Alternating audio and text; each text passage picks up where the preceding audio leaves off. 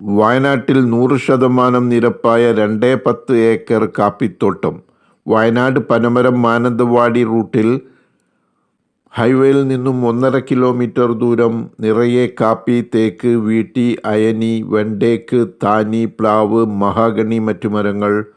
മനോഹര വ്യൂ, കോട തണുപ്പ്, റോഡ്, കരണ്ട്, വെള്ളം, മറ്റു സൗകര്യങ്ങൾ.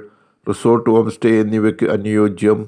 സെൻറ്റിന് 60,000 രൂപ ചോദിക്കുന്നു. ചെറിയ രീതിയിൽ കുറയും. Thank you.